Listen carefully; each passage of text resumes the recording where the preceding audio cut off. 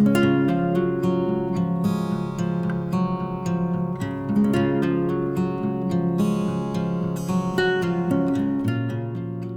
like to welcome you to our evening together. And the first of the two welcomes will be from Sister Josita Colbert. She's a sister of Notre Dame de Namur and president of the Black Catholic Sisters Conference. And the Black Catholic Sisters Conference is the co-sponsor of our event. Sister Josita. Yes, good evening and welcome back, or welcome for the first time. I'm Sister Josita Colbert, the sister of Notre Dame de Namur, founding member and president of the National Black Sisters Conference. I just want to mention that we're very happy at NBSC to co-sponsor these sessions, these conversations with the consecration, with the Center for the Study of Consecrated Life, CTU, as well as other of our organizations that are out there. And Sister Gail is going to properly introduce our panelists, but I just want to mention that they are also members of, for example, Sister Eileen is a member of LCWR, Brother Hengel, the Leadership Conference of Major Superiors of Men, the National Black Catholic Clergy Caucus, Father Joseph Brown, and also the National Black Sisters Conference, where we have Sister Gail, Sister Nicole, and Pat Doole, just to say that those conferences as well work with us, collaborate with us in terms of eliminating the elimination of systematic racism here within our states. Tonight, our panelists will focus primarily on best practices in inviting African American men and women to religious life and all that may entail. In an article written by Sister Gwyneth Proctor, published by the NRVC in 2020, Sister Proctor says that the call of African American candidate emerges out of the particular experience within the African American community. The National Religious Vocation published this document back in 2020, as I mentioned, which is called Toward Cultural Competence and Incorporation of People of Color into Predominantly European American religious congregations. So I suggest that we listen very carefully tonight, and not only listen with the purpose of actualizing what you have heard from these well-informed panelists. So thank you. Thank you for being here.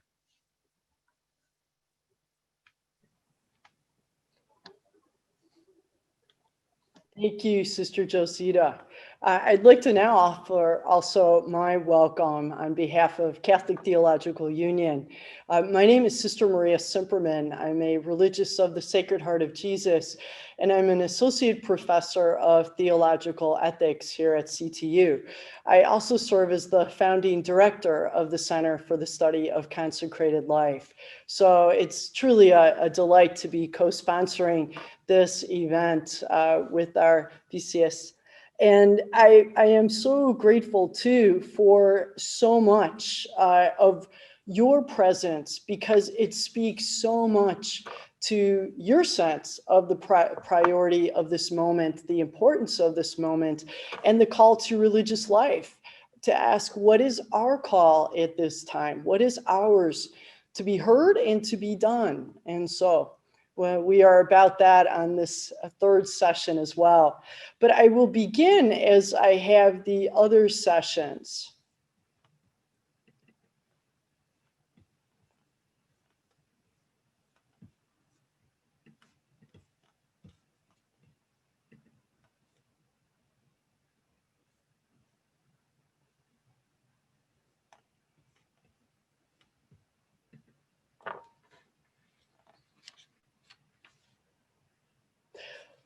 With first an acknowledgement of the land upon which I stand as the land of the Potawatomi, Miami, and Illinois peoples, I am grateful for their care of the earth and the water. I pray that we living on the lands that we do may also care for the land, the air, and the water, so that generations upon generations may live and thrive. I would also like to acknowledge Jean-Baptiste Point du Sable, the first permanent non-Indigenous settler of Chicago, recognized as the founder and father of Chicago. A free man born in Haiti, he married a woman from the Potawatomi tribe. For the work we must do and the responses calling us, we here also ask for the intercession of Sister Thea Bowman, a Franciscan sister of perpetual adoration. You may have also noticed that your e-invitation for this series has included the Sankofa bird, which was suggested by our wonderful planning community. The translation here of the African proverb represents our desire and our efforts to learn from the past as we build from the future. The bird serves as that symbol. We're always learning, including our community, our planning community. And so I am grateful for even more insight on the Sankofa bird from one of our panelists, Father Brown. He reminded us that even the depiction of the bird should remind us of moving into the future as we recover things from the past. And the illustration is of the bird reaching into its back to bring forth the nourishing egg of knowledge. He also reminded us that the positioning of the bird, which replicates the Congo cosmogram, and the circle here describes simultaneously the movement of the sun from the east to north to west to south, and the stages of life: birth, adulthood, elder status, and the status of living dead or ancestors. The movement is counterclockwise, and there's significance to that. So we are all always learning. And because we are all learning, I offer a few words here about the Center for the Study of Consecrated Life and Catholic Theological Union. I found out that some of you are new to our work here and have asked for some suggestions in your emails on religious life from the center and what could we offer for reading or viewing. And so I offer from CTU and the Center for the Study of Consecrated Life a few recent contributions. But first note, Learn at CTU holds all of our videos. So not only the Center for the Study of Consecrated Life, but also all the lecture series, all the events that have gone on at Catholic Theological Union. So you're welcome to use these resources to share them widely. You're welcome to join us at CTU in however many ways you are able. I also offer, in addition to the videos, I would welcome you to consider, in light of religious life, 3 recent publication suggestions, right? They came from the center. The first came from a conference on religious priesthood that resulted in the 2018 publication of this book. My colleagues, Stephen Bevins and Robin Ryan, co-edited this. There's an essay by Redemptorist Father Maurice Nutt that's particularly helpful in light of this series. For the past 3 years, we have had a Train the Trainer program, which 21 congregations joined in over the course of 36 months. What resulted, one of the many results, was this book, which holds the keynotes and breakout sessions from 2 of our major conferences on this topic. So you might find that also of interest. And finally, just in September, another book came out from the center on religious life for our world, creating communities of hope. And it's the fruit of years of engaging and learning with congregations from around the world. And my prayer is simply that it has some small bit to offer in religious life as it's being called forward. So as we enter into Advent and these seasons, you are welcome to look at these and engage them as well.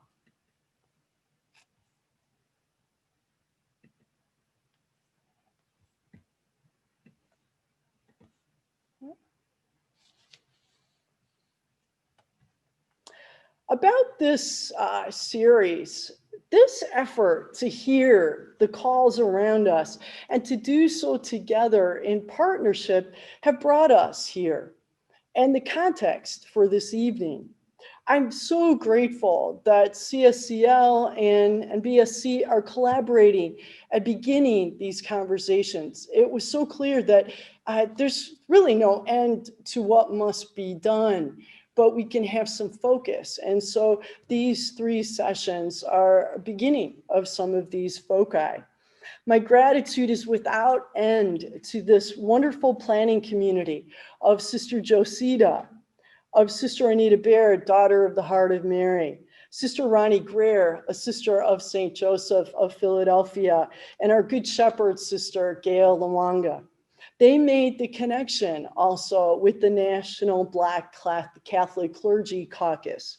In the midst of so much systemic racism and racial injustice, upheaval and pain all across the nation, the necessary question arose, what is the call of religious life to this time? So there could not be more of a deafening silence. There needed to be something that could offer something moving forward. So acknowledging already that a number of your congregations are already and have been for decades even involved in anti-racism efforts. A different question was, what might happen? I wonder, what might happen if we invited people together across congregations, right? And faith and life commitments to hear one another and begin a conversation toward what's calling. On our first evening 2 weeks ago, we heard narratives from our sisters and brothers about their experience of being a person of color in a dominantly Eurocentric congregation and our province. In the second session, we reflected on the impact of congregations having persons who had been enslaved and heard about the impact of this also on descendants of enslaved persons. As each week has been profound, so does this week promise to be profound. And I must say, the Spirit has been quite palpable in the planning, but also in every session. So it's always a wonderfully dangerous thing to invoke the Spirit who's already among us. The title of our series, reminds us of our ultimate call to love, for love, by love. Transformative love in religious life, race, place, and grace. So we hear the call to respond to racism, acknowledging even the word race is a socially constructed word. So clear to all of you here, that's why you're here, is that there's much work to be done. As we listen deeply, we ask to know what is the call of religious life at this time. How are we and our partners in mission called to respond? So this evening, we'll hear our brother and sister panelists share reflections on how congregations will be transformed, can be transformed to be more welcoming, beyond just inviting, to sustaining. And we're going to ask what's calling next. You'll have an opportunity to engage as well, and then the panelists will respond, and we'll see where we go from there. But I would like to now move us and introduce Sister Gail Lawanga, our moderator for this session. Sister Gail Lawanga Crumbly is a sister of Good Shepherd, and she's currently missioned in Cincinnati, Ohio, where she's part of the support community for elder sisters. She's vice president of the National Black Catholic Sisters Conference, and she is also has been serving on the board, finishing 2 terms for the National Religious Vocation Conference. She's on the board of the National Black Catholic Congress and serves on the board of the Newville Learning Center, a sponsored program of the Good Shepherd Sisters. You may or may not know, she has a doctorate of education and leadership. And what I found absolutely fascinating is that the title of her dissertation is A Dream Deferred, a study of the detrimental effects associated with the lack of legal status and denial of post-secondary education to undocumented high school graduates. Okay. When she was asked, there's a wonderful online interview with her, why she chose this topic, she said this, and it fits religious life. The topic fits the charism of the Sisters of Good Shepherd.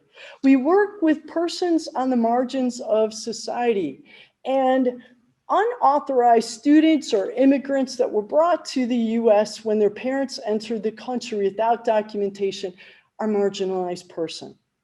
And so we're all learning and learning from one another. So thank you, Sister Gail, for moderating our session, and I turn this over to you. Thank you, Maria. That was a very kind introduction. This evening, we asked our panel if they would reflect on how we invite and support and sustain members of color who join our religious congregations. Now, what I'll do, we'll begin in alphabetical order, and I will introduce each person before they speak. And we'll begin with Father Joseph Brown. He has been a member of the Society of Jesus since 1962, with academic degrees from St. Louis University, Johns Hopkins University, and Yale University. He has been engaged in the educational ministry since 1968. He has also published books of poetry and Black Catholic spirituality and culture. Before I allow Father to respond, just in full disclosure, I would like our audience to know that almost 30 years ago, Father Brown presided at the Mass when I made my first vows. During the homily, he told the sisters how to take care of me. I have to say, the sisters that were present never forgot what he told them. He told them that I came with a family. And with that, Father Brown, you may begin. Thank you. You saved my vocation probably. I remember that. But then I've known you since you were what, 4 or 5 years old when we met in Omaha. But that's neither here nor there. Because I knew we had a time limit, I decided to do something unusual. I wrote my first answer. She said it, not so we could smile and be caught up in sentimental nostalgia. She said it to challenge the men who are put into leadership roles in the church and to challenge every leader of a predominantly or overwhelmingly white religious community. What does it mean to be Black and Catholic? It means that I come to my church fully functioning. My church. I do not need to be invited into what is already mine. I do not need to be the subject of workshops on how to treat me as a brother, a sister, a companion of Christ. Fully functioning. I do not need to be formed, especially not in matters of faith, spirituality, or rituals. I bring all that I am as a gift to the church, she said. I walk into the circle and should be shown gratitude. So if the question for us is, how do we invite, support, and sustain members of color who join our religious congregations? then we need to rethink and rewrite the question itself. The notions of we and our and them. The notions of we and our and them will continue to separate and distract us from the humbling truth. We must live the song. If you want to find Jesus, go in the wilderness and stand still and ask for guidance. Thank you. Thank you, Father. Now I would like to introduce Sister Eileen Burns. Sister Eileen is a sister of Notre Dame de Namur. She lives in Lawrence, Massachusetts. She is a leadership team member for the East-West Province, which is located on both coasts of the United States. Sister Eileen is the team liaison for the province and National Vocation Ministry. Sister, you may begin. You have to unmute. It's just my luck to follow a poet, but I want to focus my sharing on the invitation ministry. And we know Jesus was clear in the Gospels that he was constantly inviting others to come and see, to become disciples.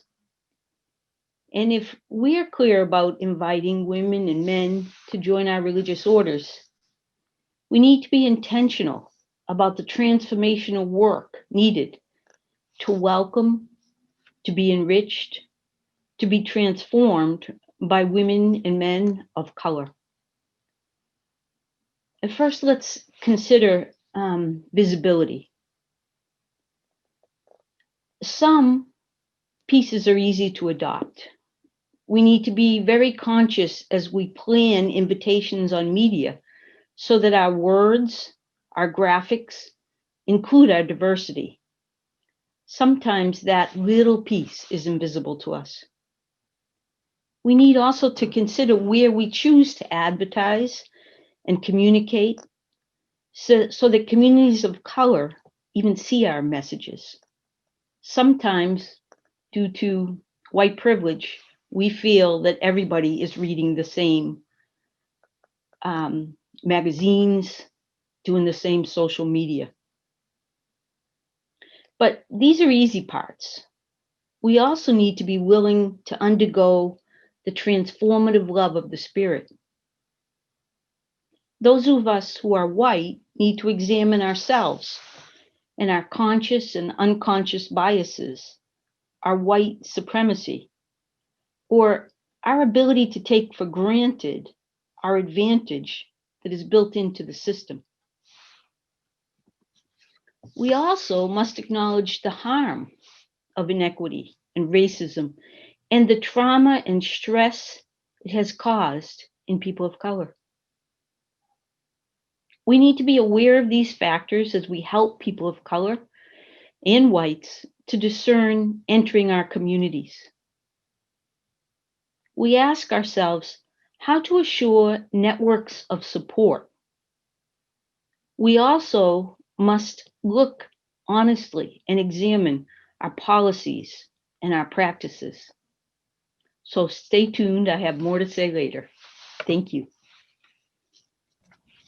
Thank you, Sister. Next, we have Sister Pat Doole.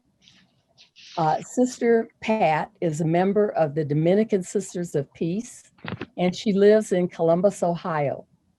She serves as a vocation minister she has served as a vocation minister for several years and currently serves as coordinator of formation for her congregation.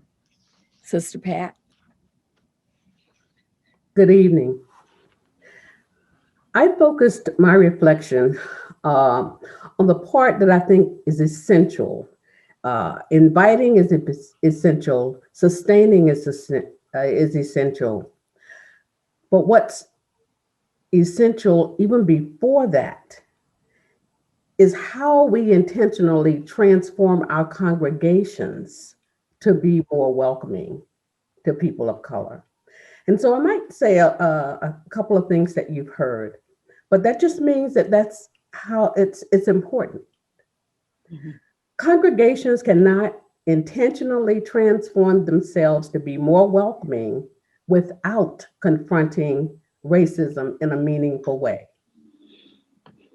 Racism cannot be ignored because it impacts every aspect of our lives, including religious life. So when I think about the times that we're in and about my own journey into religious life as a woman of color, I would say that an essential element of intentionally transforming congregations to be more welcoming is to realize that good intentions are not enough. There must also be a continued willingness to acknowledge and examine our racism and the implicit bias that we all carry. There must be a willingness to engage in the difficult conversations about race. No matter how progressive we think we are or how non-racist we think we are. If you were raised or live in America, we all carry the effects of being socialized in a society where maintaining power and access to power and privilege is based on race. So I see congregational education and dialogue as essential to transforming a congregation into a welcoming congregation, welcoming to all people. The book entitled White Fragility by Robin DiAngelo is an excellent book for congregational study and would enhance the efforts um, of transforming congregations or individuals um, to welcoming diversity. Expect the book to be uncomfortable. The vision of congregations being transformed to be more welcoming is a vision that must be embraced by leadership, the vocation ministers, and those involved in formation ministry. And they are able to help the members of the congregation to embrace these opportunities for education. The community's vocation and formation team, which I used to be a part of, provided this kind of member education for our sisters, and the feedback indicated that the sisters were it was very helpful for them. It was helpful because we have candidates from different cultures, African, Hispanic, and Vietnamese. And community living can be difficult in the best of circumstances, but it can be disastrous without some kind of preparation on topics of racism and intercultural living. To be an intentionally welcoming community or congregation, I think we have to be open to the gifts of other cultures, not just tolerate them, but be open to be transformed by them, not trying to assimilate them, but instead be inclusive of who they are. A congregation's success in being welcoming, inviting, and sustaining people of color depends on how vested they are in confronting racism. Thank you. Thank you, sister. Next, we have Brother Ronald Hengel. Brother Ronnie is a brother of the Sacred Heart. He served as vocation director for the province of New Orleans and then for the United States province for a total of 10 years. In 2018, Brother Ronnie was elected provincial of the United States. Brother Ronnie credits his association with the National Religious Vocation Conference as bolstering his own vocation as a religious brother, and his hope for the future of religious life. And before Brother Ronnie speaks, I want to say that Brother Ronnie is an ally of the African American community. In his teaching days, he was an advocate for African American children who attended Catholic schools. Brother Ronnie? Thank you, Sister Gail. I appreciate that. Good evening, everybody. It's good to be with you. Just a little plug. I highly recommend this issue of NRBC's Horizon Journal, the summer of 2020. It's all about inviting diversity to our communities, and I really highly recommend it. I'd like to paint just a few broad strokes with you regarding this topic. First, before we extend the invitation to a person of color, I would first propose that we have several serious community conversations. I'll call it community homework. How open do you think your community is to having people of color or people who are different than we are or you are joining us? Hopefully the answer is very open, but we shouldn't take anything for granted. Workshops and speakers on multicultural and intercultural living would be very helpful. We know the devil is in the details of community living. True? We need to explore that very open, what that really means before we extend the invitation. This will certainly hope our welcome seem very sincere. Secondly, we're asking new candidates, are you open to formation? An important corollary to this is, are we open to being formed by them? It's true that we're asking a lot of them to become part of us. And there are indeed some non-negotiables, especially in terms of charism. But how willing are we to take a hard look at what we think is essential and non-negotiable? Can we adapt how we do what we do, especially in the common life? How willing are we to having our charism become enculturated through their cultural expressions and seeing that as a blessing? Thirdly, how willing are we to explore our own prejudices and how they manifest themselves in our community life, our prayer life, and our ministry? What are our biases against one particular race or culture, or to anyone who is different than we are? The truth of the matter is, I believe, that all of us have some biases against others who are different, either quite apparently or subconsciously. What they are, and can we own them, are important questions to answer. We are asking these young people or new members of color to be transparent with us. Are we willing to be transparent with them, especially early in the discernment process? Fourthly, are we also willing to understand the culture of the vocation prospect from his or her perspective, to let him or her teach us about him or herself and his or her culture? Are we willing to honor these stories and touchstones of the culture they hold dear and not belittle or trample their traditions in any way? And finally, are we willing to reverence the cultures of these prospective new members as much as we are willing to reverence our own? That is, will we honor this different culture and consider it valid, graced, and holy? All this will require attention and community where we must sincerely listen to their stories and share in their struggles, their pain, their hopes, and their dreams. I think if we really want more members of color in our religious communities, this is where we begin, with an honest evaluation of our community by the community, with a frank and transparent exchange with the prospective member about where each of us is, and a pledge to put the structures in place where such open communication and systems of support, especially with other members of their culture in our or in another community, can take place and are available on a regular basis throughout their own formation and into their religious life. Thanks. Thank you, Brother Ronnie. Sister Nicole Trahan is a native of Orange, Texas. She's a member of the Daughters of Mary Immaculate. She's a Maroness. She currently lives in Dayton, Ohio. Sister Nicole serves her congregation as a member of the provincial leadership team. She's vocation director and director of the pre-novitiate program.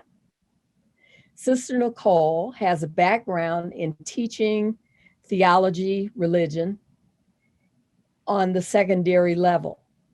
She also has experience as campus ministry, high school, and collegiate level. She's also a regular contributor to the National Catholic Reporter's Global Sisters Report. She enjoys writing on many topics. Sister Nicole. Thank you so much, Sister Gail. I appreciate the introduction, and I am very pleased to be with you all this evening. As I was reflecting on this question, one of the things that came to my mind is that, you know, as I've worked with people who are considering religious life, what I've noticed is that most people enter a particular congregation because of the relationships they have with the people in the congregation.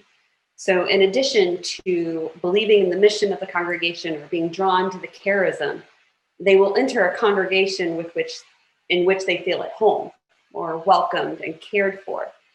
And part of building relationships with people, we have to look at, are we serving in places that allow for those relationships with people of color to build?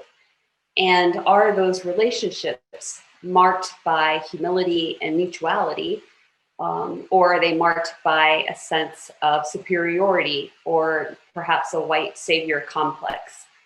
I think that's a really important question, because we cannot invite and welcome who we do not know and who we do not have relationships with. I think another thing that is really important as we invite people of color into our congregations is to look at language and to look at how we speak about ourselves and about our church and about people of color. And what do I mean by that? In recent months, I've become very cognizant of the way people talk about the church as us or we, and talk about people of color as them or they, as if they are not part of the church. And so what happens is that the understanding of church or of the congregation becomes synonymous with white. And I think that happens pretty subconsciously, but it's important, because what happens is that as a person talks about the church as we, and when they really mean someone or people who are white, it makes the person who is a person of color feel like they are not part of that, or they are somehow other than what is being spoken about. And I think that's a lot more important than people realize. The question goes on to ask what kinds of support would be helpful. One thing that I would say about that is to ask the people who are entering what kinds of support they would appreciate, or what kinds of resources they would appreciate. I think that making assumptions or deciding for people can be really detrimental to someone's process of entering a religious congregation. Two things that I think are important for people to keep in mind as we welcome newer members who are people of color is that, and people have probably heard this before, but the person entering can only speak for herself or himself, and not for a whole race of people or a whole culture. So that's an important thing to keep in mind. And also, approaching someone who is from a different culture or from a different race with curiosity is a very good thing. To ask about their background, to ask about their family or about their culture. However, there can be a point at which the questions or the curiosity starts to feel like the person is a novelty, or the person is an oddity, or somehow not normal. And so I think that that's something that people should be cognizant of. I think that the small things in language and the way that we help people feel welcome, it's the small things too, in addition to the larger things. And I think that we could all pay a little more attention to that. Thank you, Sister Nicole. Now we move into the second round of our questioning. And we're going to begin with Father Brown. If we could make it just a little shorter, we're going to ask you about how does religious life move into the future? We've heard so many things about we're at an inflection point in the country, all kinds of things. Surely, what's happening with the pandemic, all that has to bring something to bear. So, Father, we'll start with you, Father Brown. Oh, you're muted, please. Yes, I saw that. I think the panel has been really quite forthright. And as I said earlier, it's not we invite them. Mm-hmm. That has been said twice or three times now. What can we do to move forward? Yes, Robin DiAngelo's book is wonderful, but there's something deeper that has to be done. Standing in silence, the last thing I said in my introductory comment was to go into the wilderness. I used that as a theme for anti-racism consultation with the Jesuits 2 weeks ago.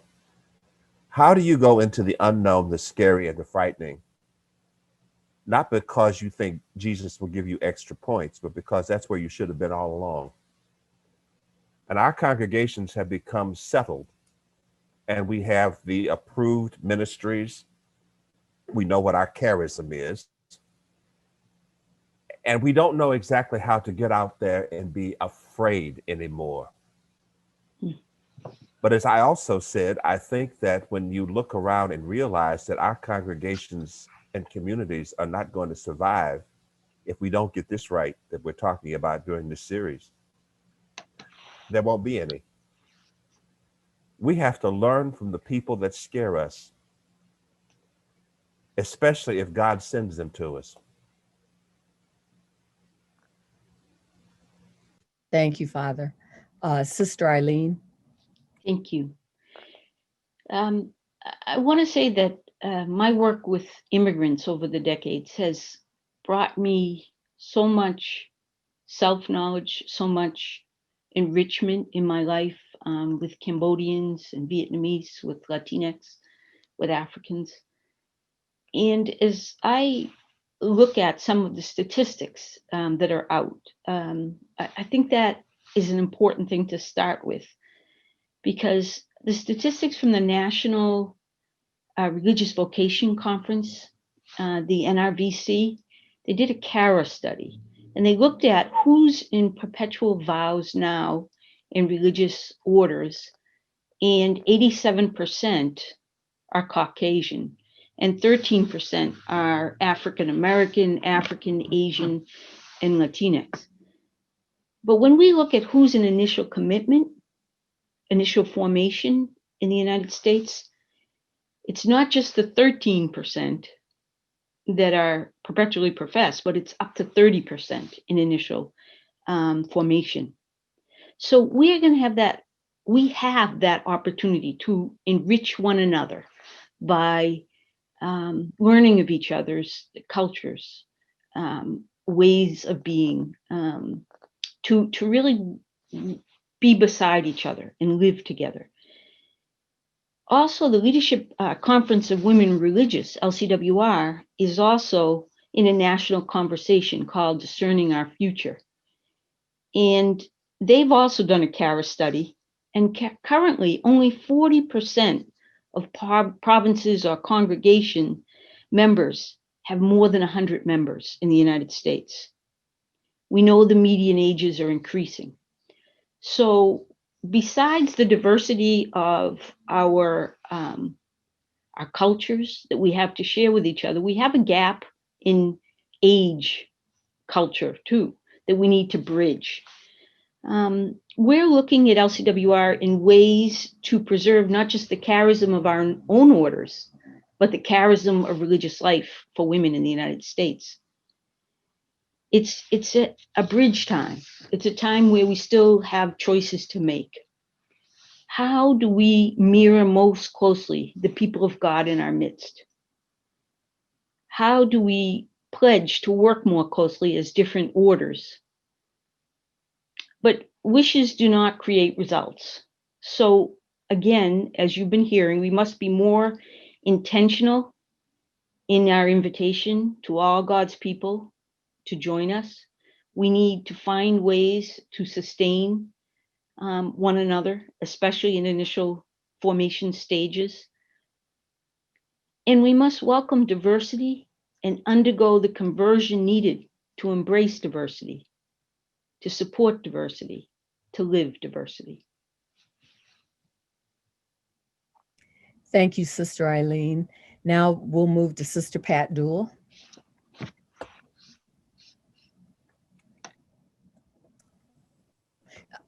As a congregation, we're in the process of considering our chapter commitments for the next several years. And inclusion surfaced as a major focus for the congregation in the future. And I think I am so, influenced by the times that we're living in now, by the racial stress that we're experiencing now. And I feel that religious have a role to play in that. It's evident to me that religious life is being called to take part in working towards dismantling racism. Even as religious life moves toward a future that's still unfolding, working toward peace and racial equity is a large part of that moving forward. As we move into the future, I like to envision religious life as modeling to the world the concept of unity in diversity. I believe that religious life in the future has the potential to help bend that moral arc of the universe toward justice that Dr. King talked about. And it's my hope that these kinds of dialogues and conversation will continue to move us in that direction. Thank you, Sister Pat. Brother Ronnie. Thank you. I see that the church has confirmed in each of our religious communities that we were founded as a response to the needs of a time and a place.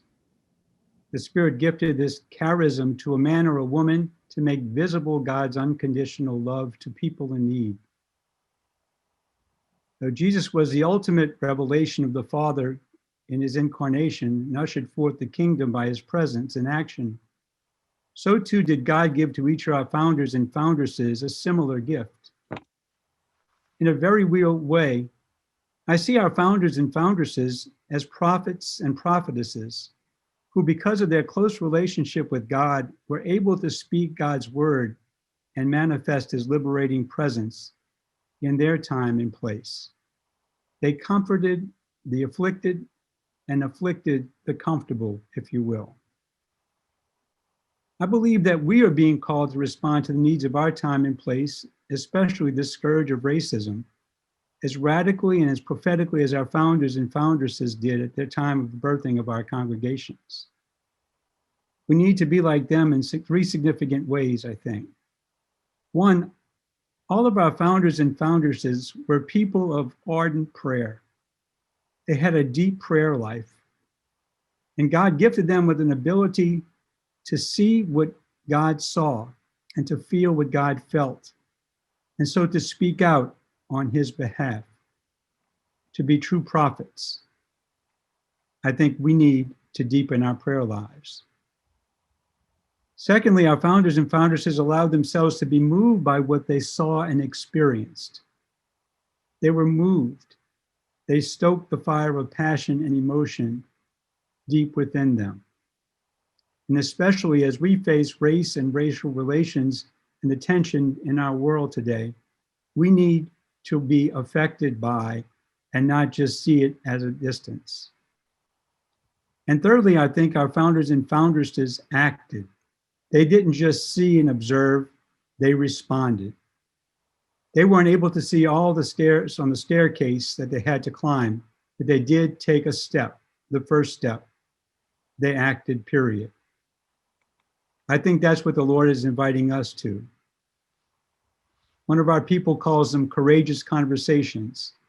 But are our communities having courageous conversations on these very topics that most people don't want to talk about?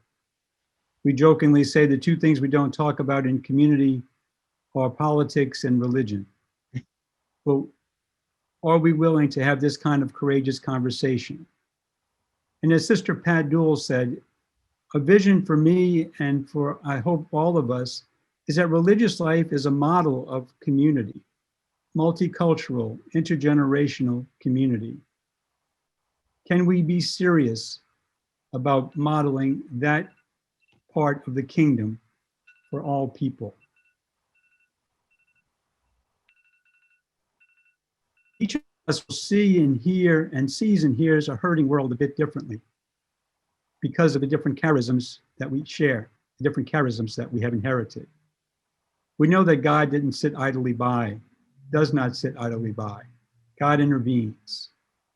How are we being stoked, the embers of us being stoked to become a flame to respond to this particular need in our time?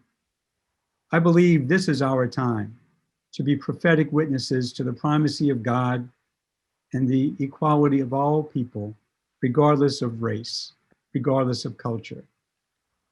Statistically, we religious make up only 0.12% of all the members of the church.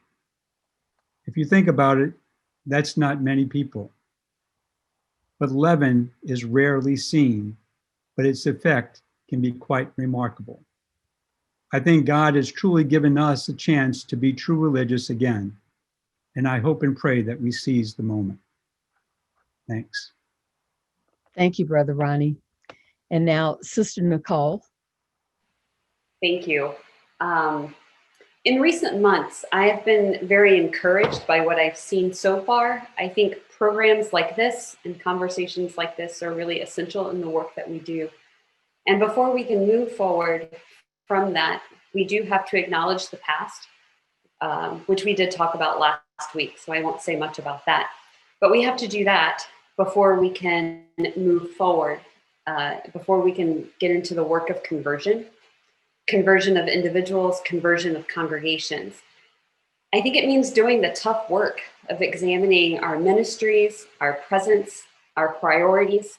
It means challenging our biases, then taking action on what that examination uncovers. It can't remain, though, in the thinking and the reflecting phase. There is a call to action, and it's going to be different for each congregation. And some of this, like I said, I do see happening so far in different congregations. But what I don't hear is a lot about examining our systems and our structures.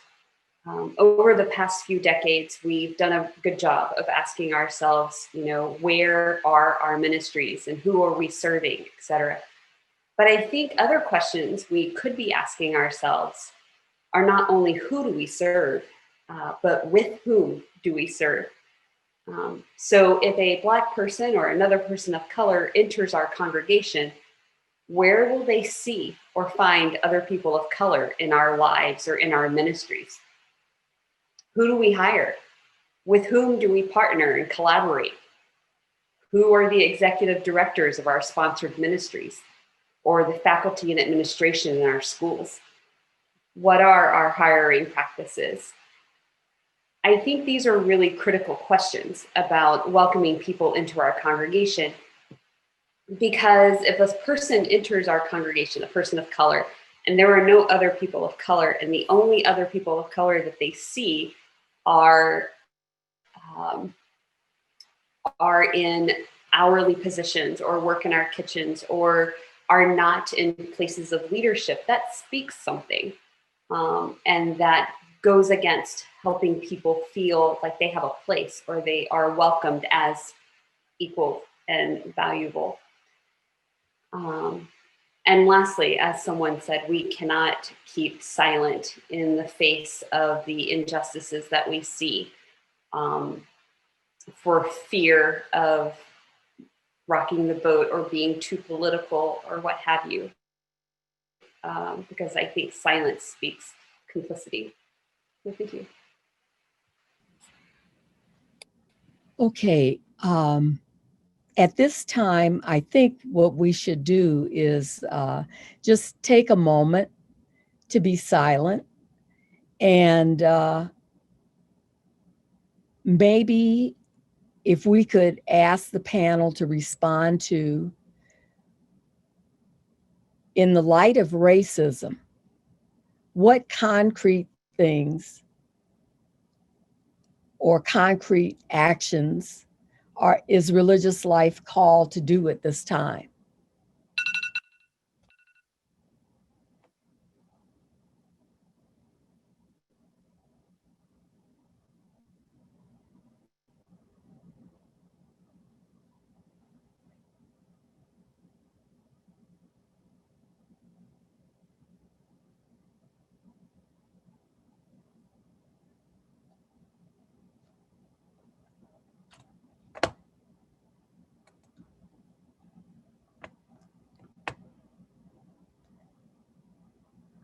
We won't speak in order, so anytime you want to respond, feel free.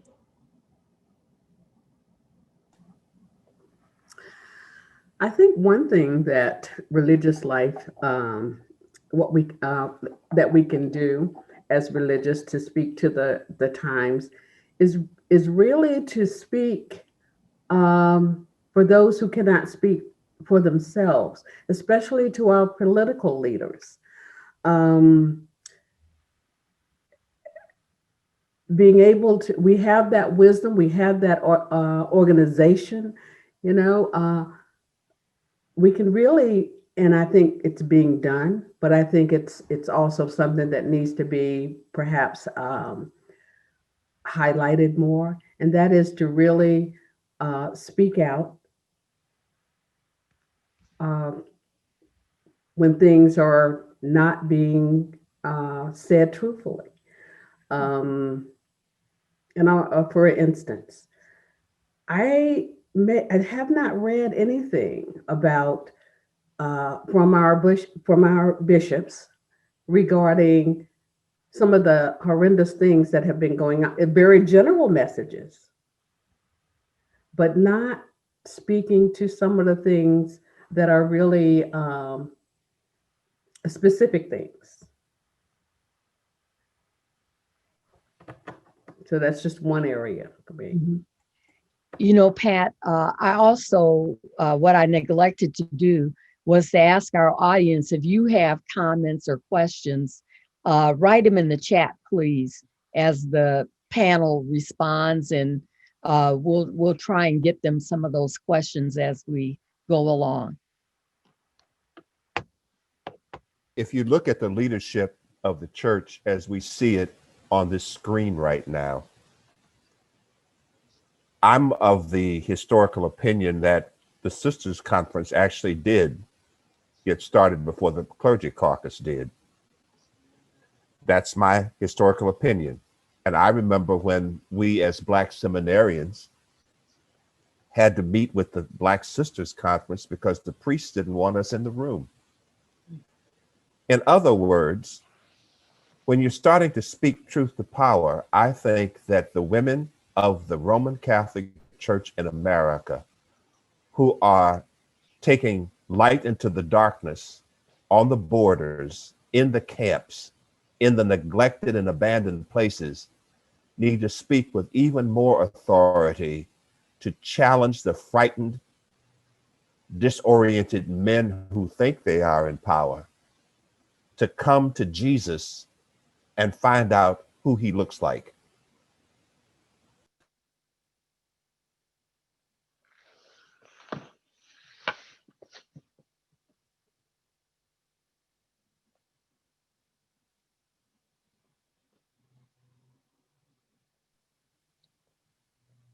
I think one of the things we're being called to do as religious is to speak out and to speak up as our charisms have inspired us. For those of us who are in education, to use all that is within our power to bring these topics and these injustices to light, to our students and to anyone in our sphere of influence. To those who are in healthcare, to ask questions about how is healthcare being accessible to the least in our community. To those in other ministries, to see how that particular ministry is enabling and encouraging all people to move forward and not putting anyone down or leaving anyone behind. And to calling forth the gifts of the larger community to come to bear on these problems, these challenges in our community, in our world. I think that's one of the great challenges of religious life today. Each in our own forward, stepping out, God working through us to bring about a more equitable community.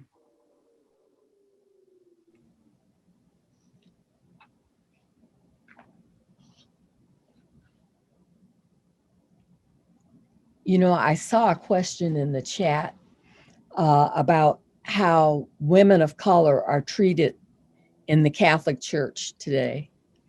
And after what Father Brown said, you know, it seems like, well, all the women in the church also have something to offer. And how do Black women continue to be faithful to a church that is kind of leaves us languishing sometime? Anyone want to respond?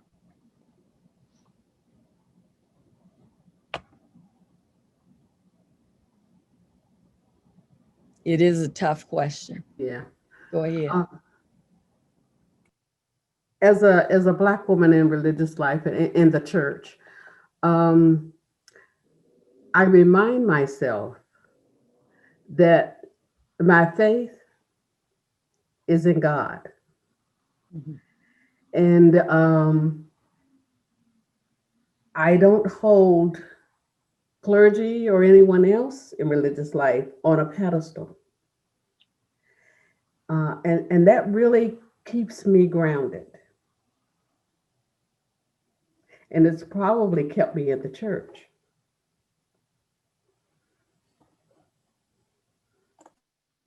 Thank you.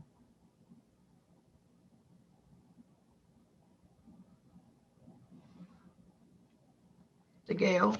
Mr. Gale, Yes. there is a question here that the panel might respond to. Do communities see more diversity in their associate programs than in the vowed life? If so, what can we learn from this? Good question.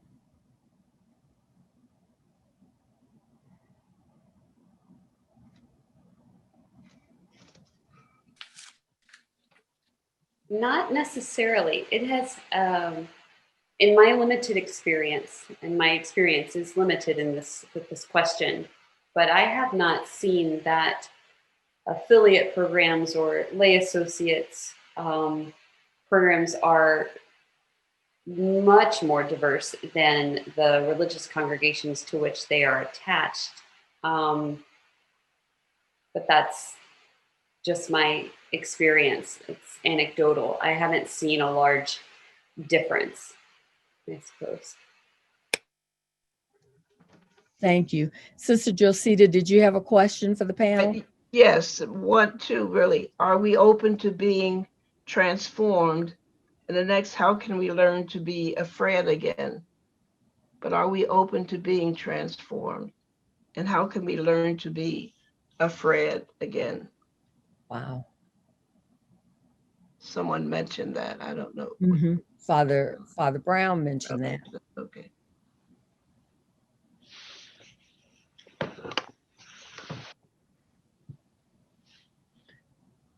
I'm not sure that we really have a choice. I think the Spirit is speaking loudly.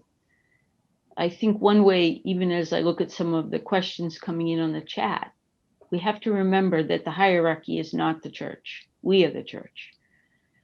We are the people of God. And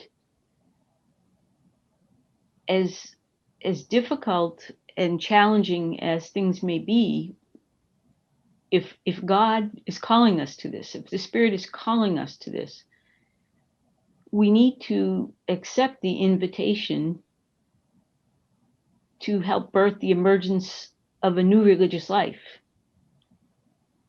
And despite the challenges, the crosses that are part of that, if God is truly leading us, there will be resurrection. But if we keep blind, if we keep on keeping on the same, we're going to die. The church in many places is dying.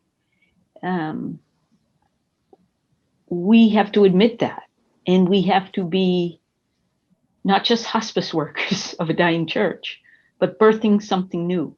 And I truly believe the Spirit is calling us to this refounding.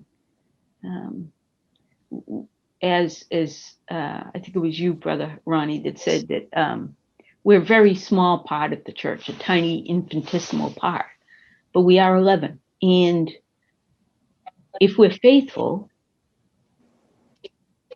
we may not see the fruit of our labors, but we will allow that transformation to happen.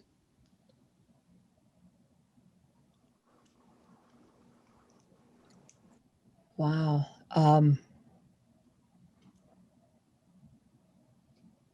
Sister Gail. Brother Ronnie. I would like to answer the question of, I agree, by the way, with Sister Eileen. I think if we don't transform, we will die. But that's not a good reason for transforming. I think the reason is because we're being called to it for the sake of the world, for the sake of the world, the kingdom. To me, I think many of us are afraid. I think we cover it up and we don't want to admit it. But being transformed, being a prophet, if we all know our history, the end for most prophets is not a pleasant one. And I think we are afraid of facing the truth of sometimes ourselves, the truth of religious life, of our congregations, whatever. I think if we open ourselves up, though, and share the fear and share the burden, we actually lighten it because we give it to the Lord together. And that leads to transformation. You have to first establish what the problem is before we can move forward. And I think we have to do that in order to take the next step in the transformation of religious life in our congregations. So I think we are afraid. I think we have to admit it, we have to own it, and we have to be willing to share it with others. But to do that is to let down our guard and to say that we're vulnerable. And that is not a very easy place for many of us to be. Mr. Gail, another question from religious. Why do we basically as religious continue to serve with racist attitudes?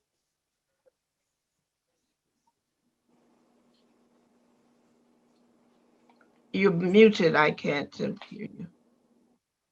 We'll let the question be asked, but we're coming to the end of our time, and we want to give the panelists a chance to make short final remarks. So if anyone wants to take on that question.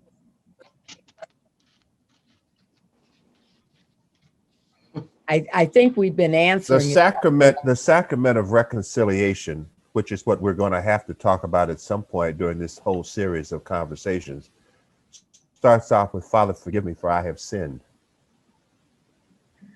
And it would seem to me, in my almost 60 years of religious life, that I have never turned back on someone who apologized. I have never run from people who are honest and humble. And I have given that grace of reconciliation to people who did not even know they needed to be reconciled. As my spiritual director told me once, the hardest thing you will ever do is to forgive people who don't even ask for it. Jesus only hung on the cross for 3 hours, but he did say, forgive them. He actually, the first thing he did after he showed up was to forgive those friends of his who ran from him. So I don't think it's got to be, well, if we're racist, we can't do much about it. That's a cop-out. Thank you. Well, we'll do final remarks, very short. And let's go in reverse order with Nicole. Thank you. My final remark is to not be afraid to have the difficult conversations and to really examine personally and the congregation as a whole, biases and structures. And also, one thing that we have not really talked about is if you get to a point where you're stuck, seek input from other people who have been in this position or from those of us who have entered congregations that are mostly white. Seek input, seek assistance in the journey. It's not going to be easy. It's going to be challenging, but it's the call. Thank you. Brother Ronnie?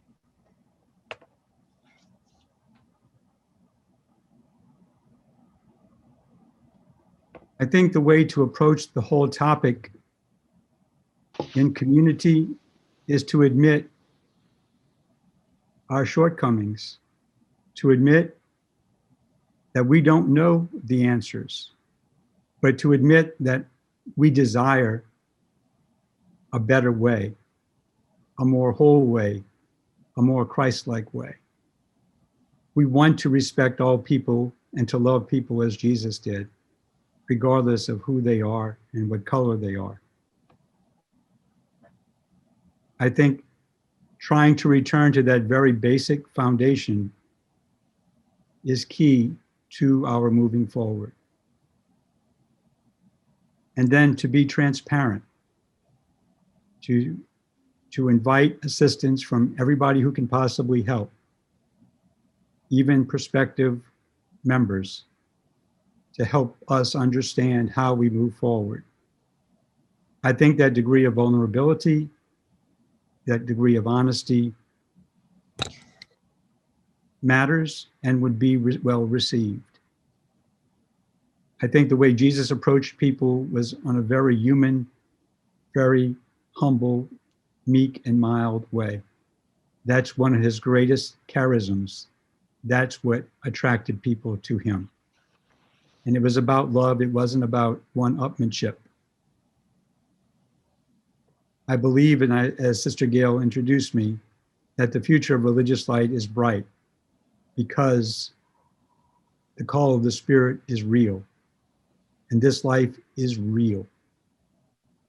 We need to continue to be people who are real so that others who desire that truth, that reality, will become part of who we are. Thank you. Thank you, Brother Ronnie. Sister Pat?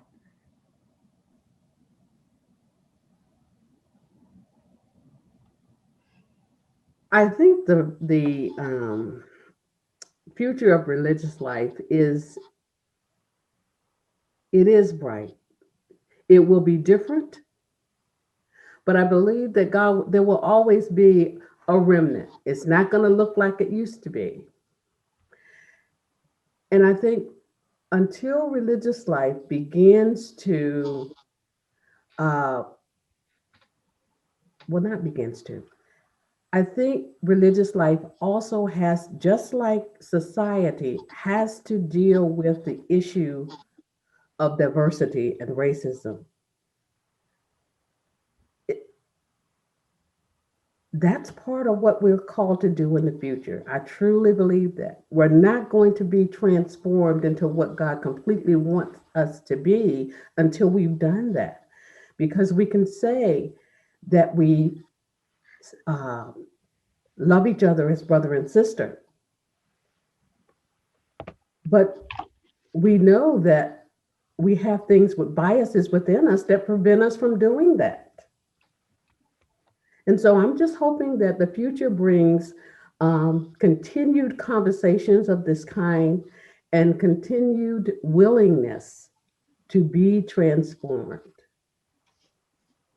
to help others to be transformed. That's my hope. Thank you, Sister. Sister Eileen. Thanks. As I was kind of tooling through all the faces of all of you, I spied one of our sisters named Pat. And we once heard a story that we've all been involved in a car accident. And depending on where you're sitting in the car, you're more injured or less injured or not injured. And I think this evil of racism is very similar to that. When we have to get new traffic patterns, we have to stop.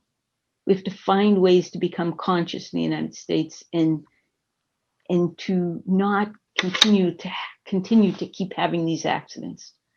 I think religious life has something to contribute to that in terms of healing. We are vowed because that's the way we can live more ourselves, our personal journey in imitating Jesus. And I think we have to keep remembering that Jesus was often in trouble because he chose diversity.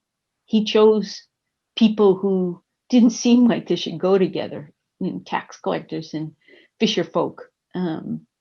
So in some ways, this is never going to be completely ended. We're going to always be about this, of how to accept and love and cherish one another. And I think it just keeps going back to the title here, transformation, transformative love in religious life, stories of race, place, and grace. Thank you. Thank you, Sister Eileen. Father Joseph Brown. Giving witness to the struggle is all of our charisms. As I said before, when I see people who are honestly struggling to do better with who they are and with what God has given them, I respect them. We as various communities have to be doing the same thing. That is what we're all called to do, to live lives of vulnerability, poverty, and openness to the world. The struggle is our witness. Thank you, panel. Sister Maria, would you like to do the final remarks or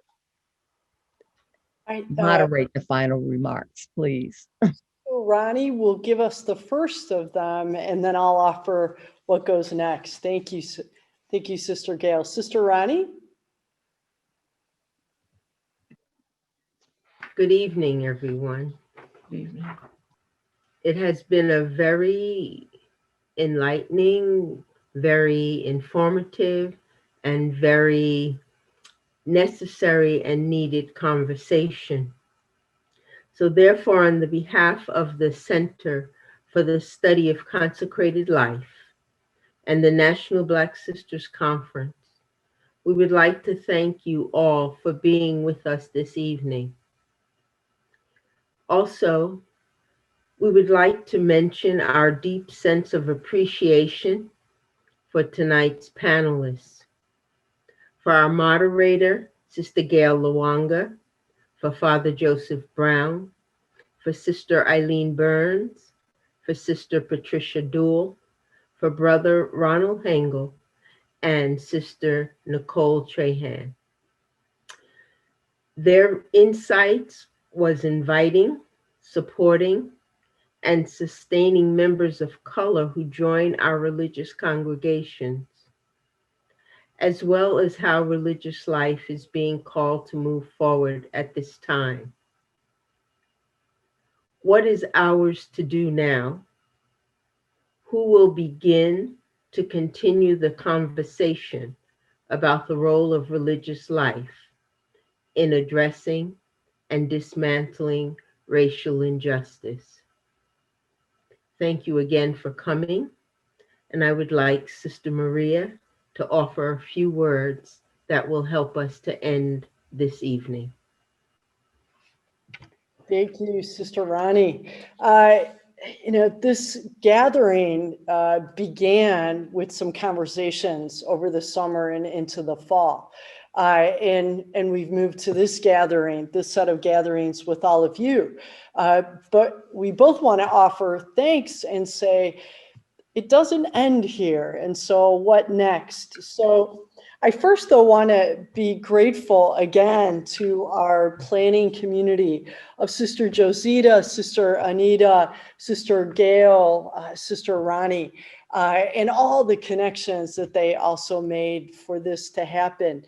At this third of 3 sessions, we come and say, we're both grateful for your participation, and we need to ask for a little bit more from you. So thank you for taking time to listen, to engage, to listen.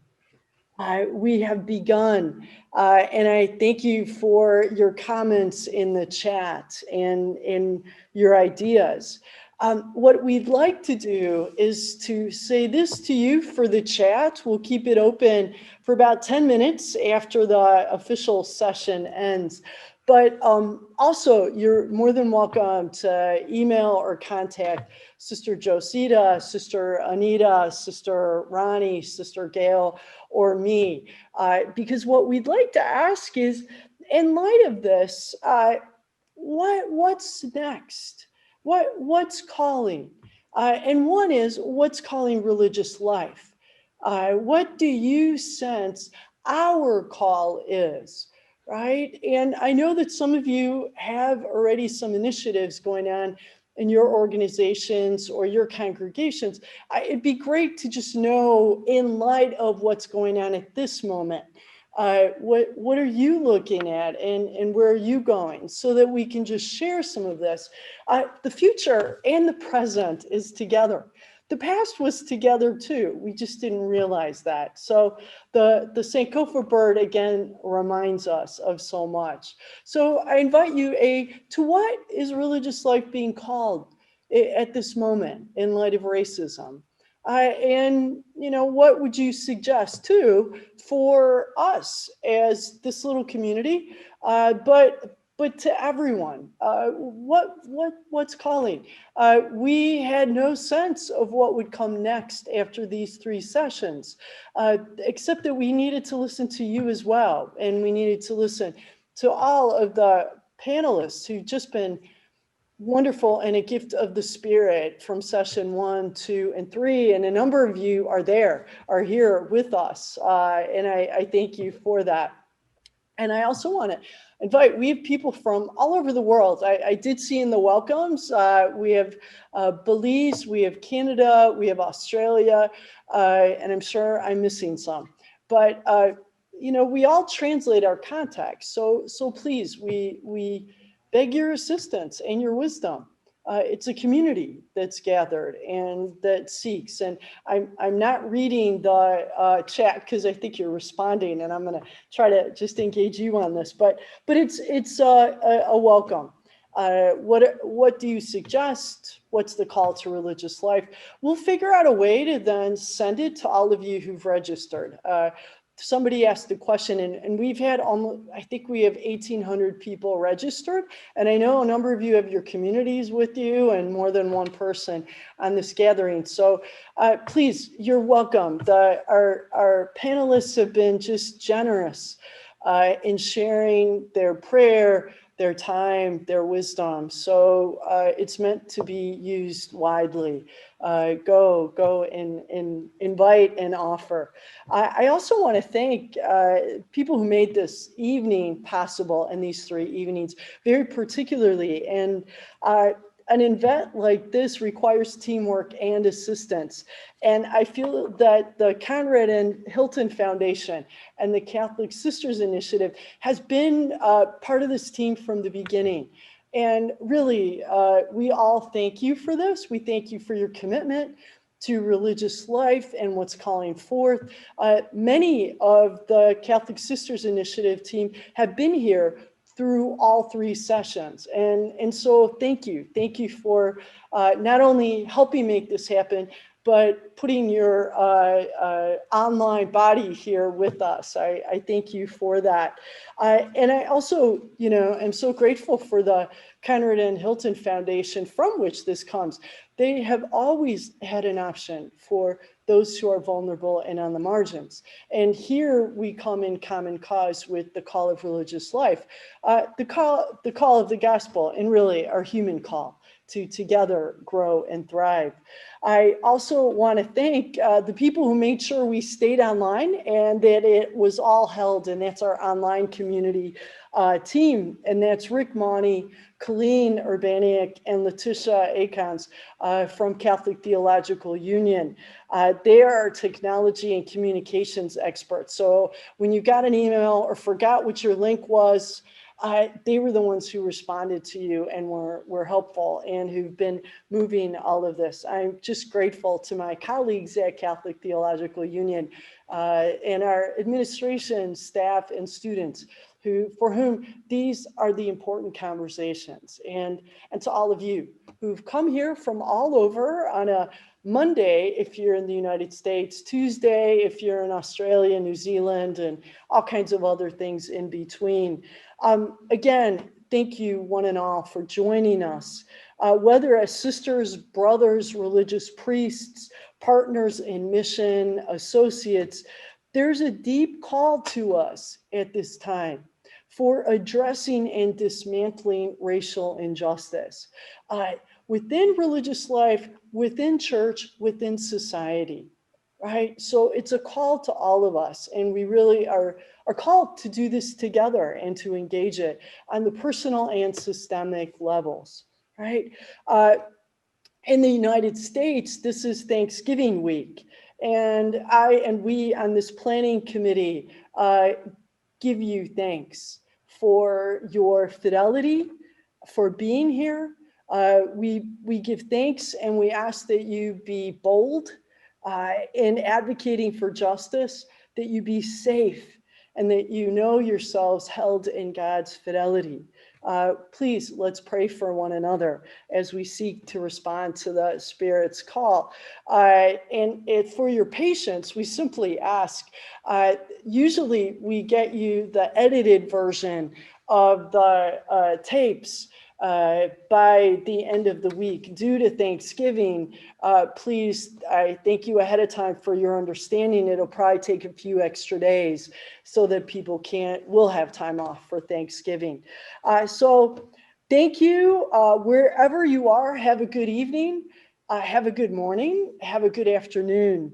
And we're grateful and so glad you've been part of this, and wish you health and blessings and goodness. and may we live the gospel call in all of our ways through all of our charisms. And amen. Thank you. The meeting is concluded. We'll keep this open for the end, and you can send in your comments, suggestions.